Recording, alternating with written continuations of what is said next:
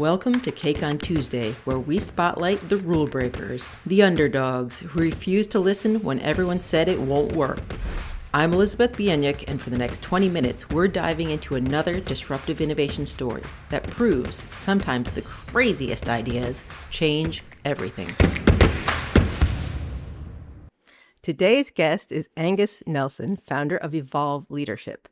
Like many of us, his career was not linear. He started off smuggling Bibles into the Soviet Union, and his first business was a nonprofit, arts-driven youth center, where he promoted over 500 concerts and music festivals with major headliners like Train. But when he lost $72,000 due to unforeseen circumstances, life took a pivot.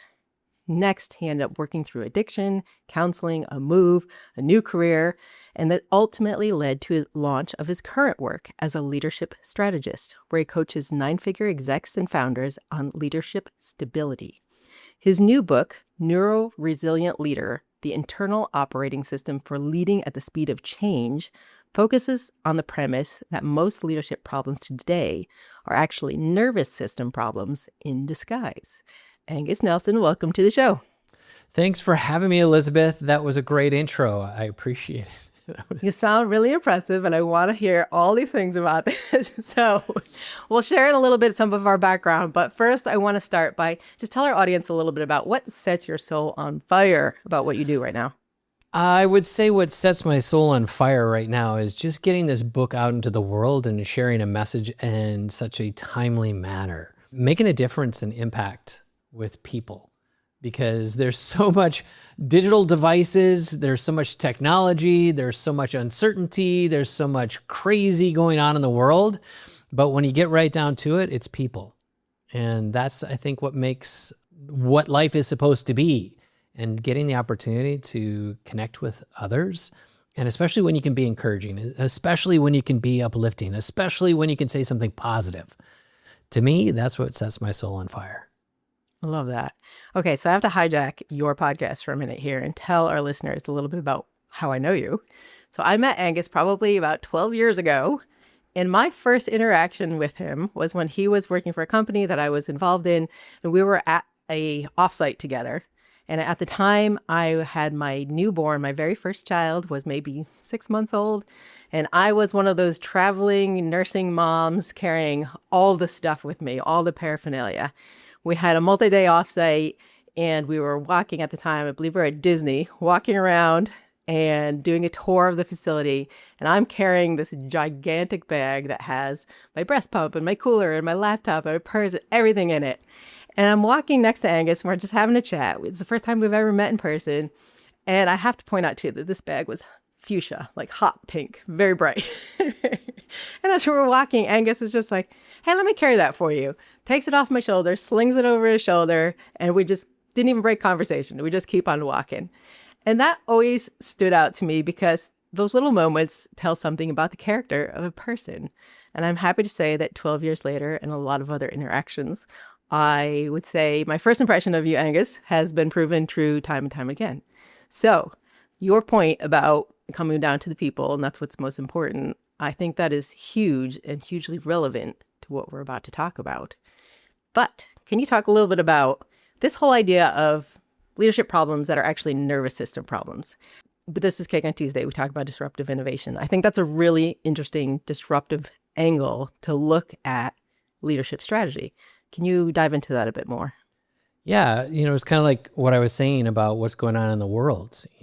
Everything is accelerating faster. So we're having to adapt, we're having to innovate, we're having to change the way we've always done things. But leaders are trying to do what they've always done, put their head down and work harder. And the problem is you can't outwork velocity. And in that situation, you have, every single business problem getting to a point where people think it's the strategy, it's the sales technique, it's the copy. But the reality is it's the people involved who don't realize that underneath the surface, their nervous system is on high alert. We are constantly bombarded with all this information that's keeping us distracted. It is a case of analysis paralysis because our decision-making has been hijacked. It's a matter of stalled innovation because we're afraid we might fail. or we're at a place where we're hemorrhaging talent because we can't hang on to people because there's so much talent that's falling along the wayside because we're saying, oh, we can replace them with AI. But actually the internal operating system that's within all of us, that's the real problem. And that's the single greatest, most expensive bottleneck in any business right now. So how do you see this manifest? How does this show up? When you think about the little things, just as you were sharing that story about me grabbing your bag and helping, while we were talking, I was a stay-at-home dad for 3 years, right? So I can handle a lot of ambiguity and chaos all at the same time. And most people, when they are in a what's called dysregulated state, when your nervous system is no longer operating on the cadence that it's supposed to, the smallest of things will set you off.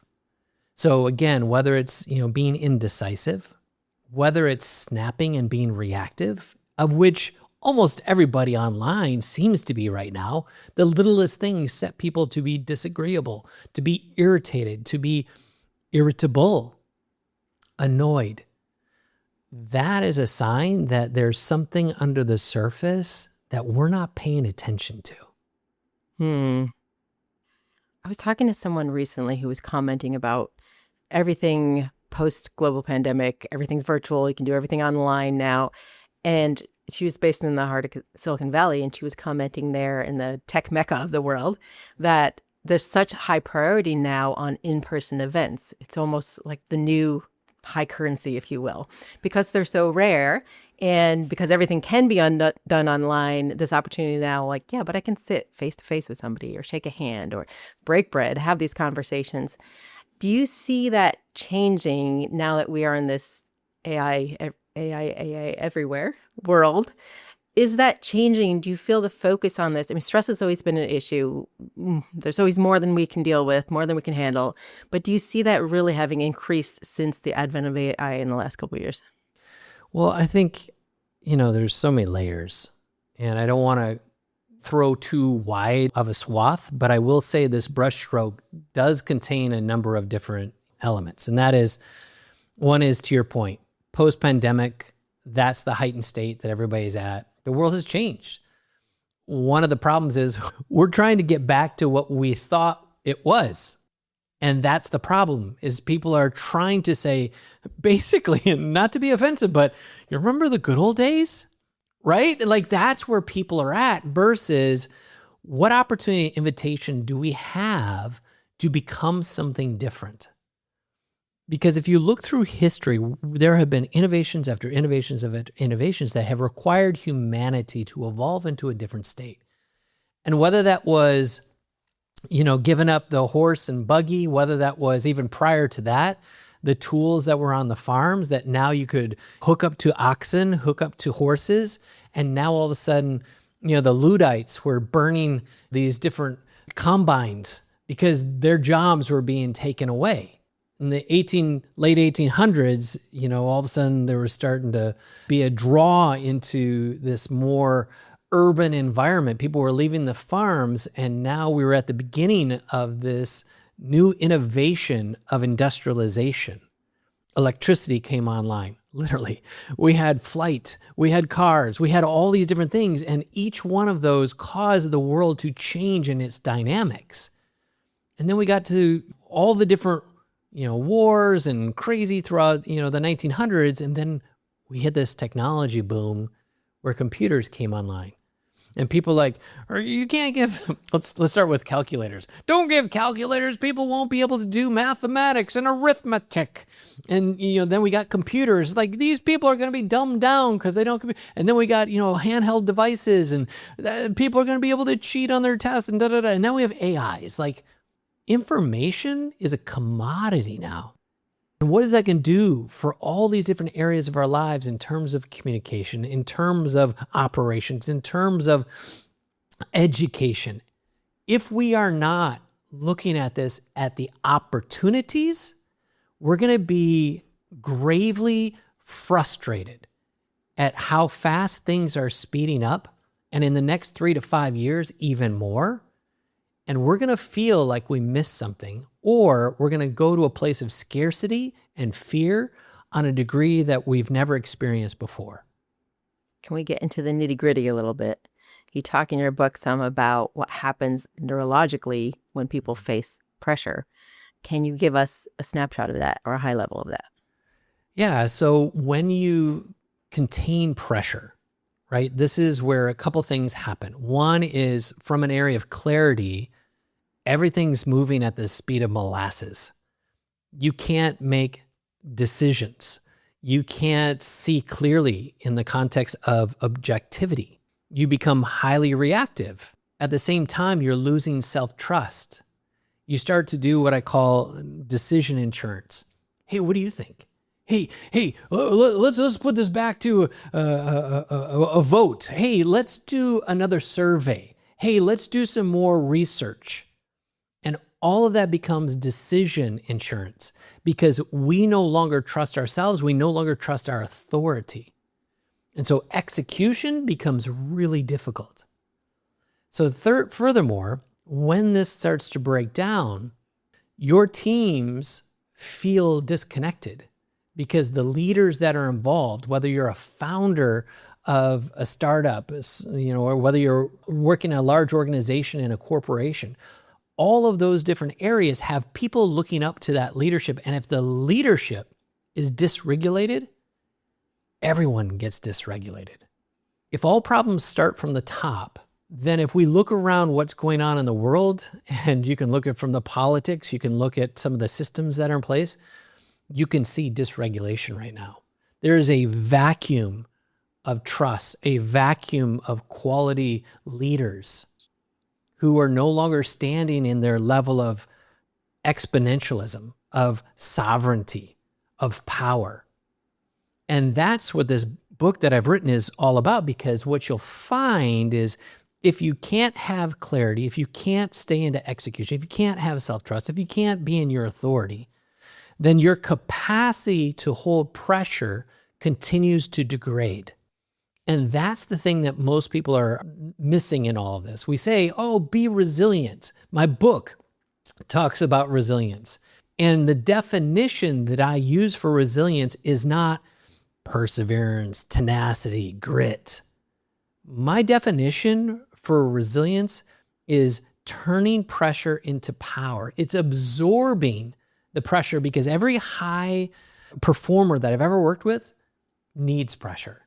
If they don't have pressure, they're bored spitless. They need some kind of it's kind of like their drug in some ways, in a healthy way, I think, and some can be an unhealthy way as well.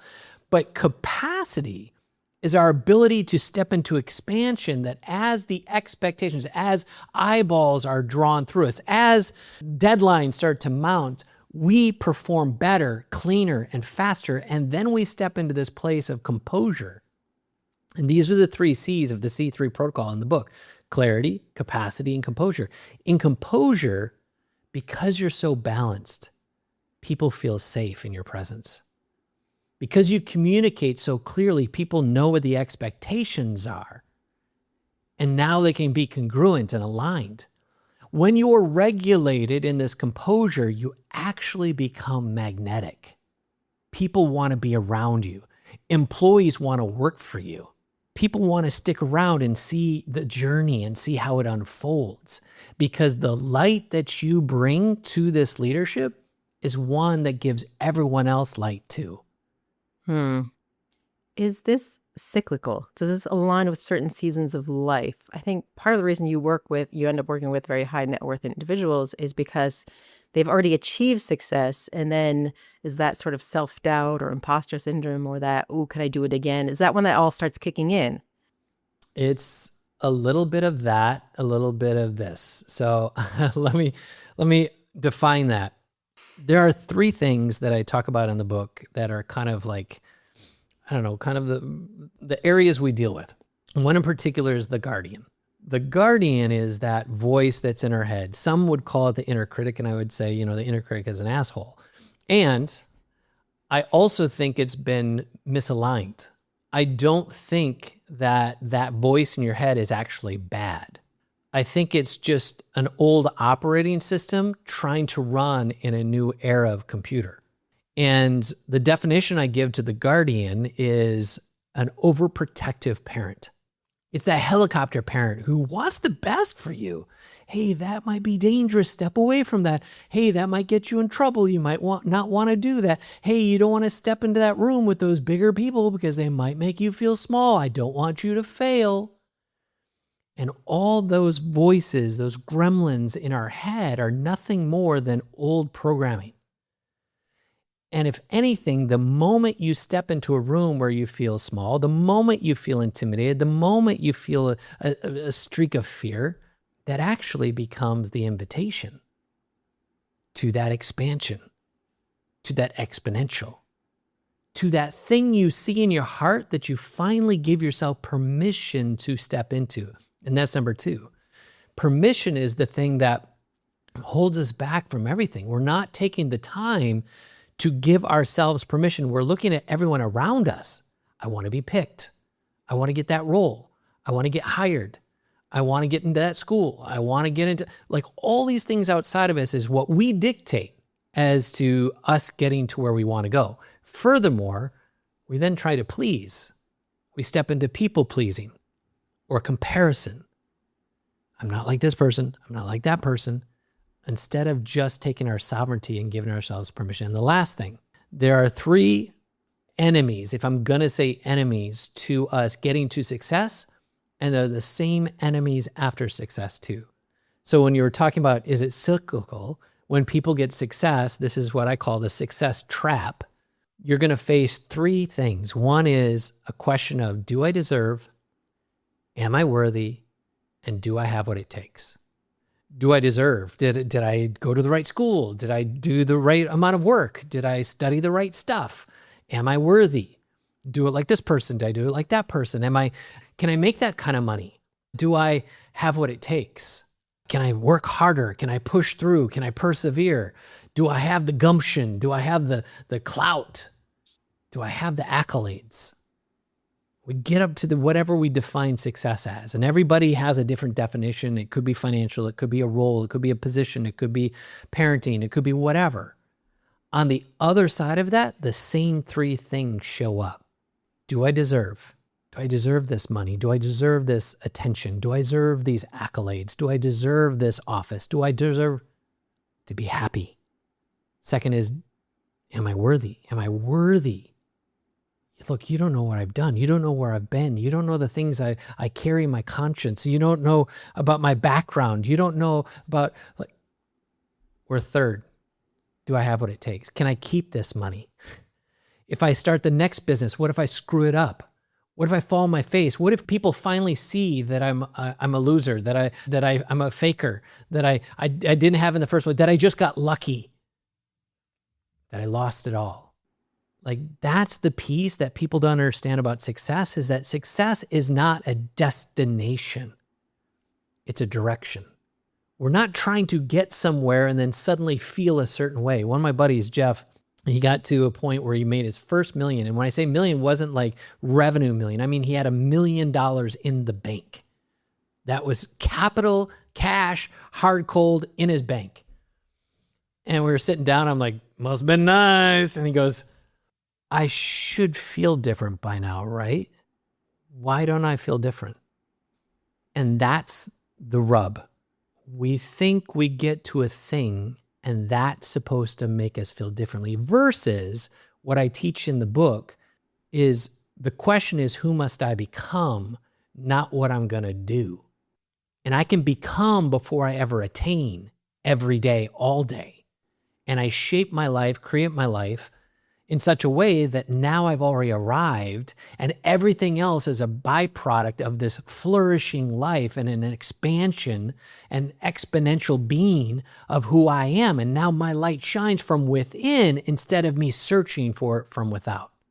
So if this is resonating with somebody right now, and they're like, I got to read this book, or I want to talk to Angus, how do they find you? How do they find the book? How do they find you? How do they work with you? Well, you can find me at Angus Nelson on all the socials. However, I am not going to tell you where to find the book from an perspective of buying my book, though I would love for you to give me some bucks for my book. It is more important to me that this mission that I'm on, that people get this information, I want to give it to you for free. If you want to later go on and buy the book or get the audio or, get the Kindle, cool. But I want this in your hands, and you can go to freebook.vip. You are this very important person for such a time as this. You are listening to this message to know that something has to change. It doesn't take more than just a few moments to look around this world to say that leadership is broken in its current state.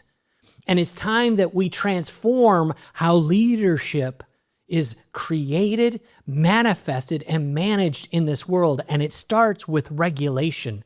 That becomes the only differentiator once AI is going to make everybody automatic in the way that they execute, the systems that they create, the SOPs that they build, all of their sales, all of their marketing. They're all going to be within every industry starting to sound like echoes.